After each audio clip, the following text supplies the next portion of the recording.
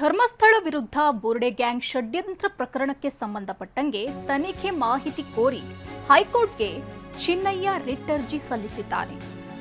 ಮಾಹಿತಿ ನೀಡುವಂತೆ ಸರ್ಕಾರ ಎಸ್ಐಟಿಗೆ ಹೈಕೋರ್ಟ್ ನೋಟಿಸ್ ನೀಡಿದೆ.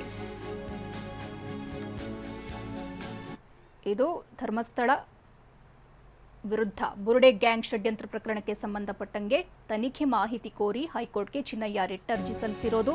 ಮಾಹಿತಿ ನೀಡುವಂತೆ ಸರ್ಕಾರ ಎಸ್ಐಟಿಗೆ ಹೈಕೋರ್ಟ್ ನೋಟಿಸ್ ನೀಡಿದೆ. ಇನ್ನು ರಿಟ್ ಅರ್ಜಿಯಲ್ಲಿ ಚಿನ್ನಯ್ಯನಿಂದ ಸ್ಫೋಟಕ ಮಾಹಿತಿ ಬಯಲಾಗಿದೆ. 200 ಕೋಟಿ ಬಜೆಟ್ ಇಟ್ಕೊಂಡು ಈ ಗ್ಯಾಂಗ್ ಷಡ್ಯಂತ್ರ ರೂಪಿಸಿತ್ತು. ಧರ್ಮಸ್ಥಳ ವಿರುದ್ಧ ಹೋರಾಟಕ್ಕೆ ಕೇರಳದಿಂದ ಹಣ ಬರ್ತಿತ್ತು. ಚಿನ್ನಯ್ಯಗೆ 50 ಲಕ್ಷ ಕೊಡ್ತೀವಿ ಅಂತ ಈ ಗ್ಯಾಂಗ್ ಆಮಿಷ ಒಡ್ಡಿತ್ತಂತೆ. ಗ್ಯಾಂಗ್ ಹೇಳಿದಂತೆ ಮಾಡಿದ್ರೆ ತಬ್ಬಿಕೊಳ್ಳುವ ವಾಗ್ದಾನ. ಪ್ರಕಾಶ್ ರಾಜ್ ಎಂಬಾತ ತಮಿಳಿನಲ್ಲಿ ನನಗೆ ಹೇಳಿದ್ರು ಅಂತ ಚಿನ್ನಯ್ಯ ಹೇಳಿದ್ದಾನೆ. ಜೂನ್ 29ರಂದು ಬಂದು ತಬ್ಬಿಕೊಳ್ಳೋದಾಗಿ ಹೇಳಿಕೆ. ಆದರೆ ಪ್ರಕಾಶ್ ರಾಜ್ ಯಾರು ಅಂತ ಚಿನ್ನಯ್ಯ ಹೇಳಿಲ್ಲ. ಈ ಬಗ್ಗೆ ಇನ್ನೂ ಕೂಡ ಚಿನ್ನಯ್ಯ ಸ್ಪಷ್ಟಪಡಿಸಿಲ್ಲ. ನಿಜ ಆರೋಪಿಗಳ ಹೆಸರು ಹೇಳಿದ್ರೂ ಕ್ರಮ ಆಗಿಲ್ಲ ಅಂತ ಅರ್ಜಿ ಸಲ್ಲಿಸಲಾಗಿದೆ.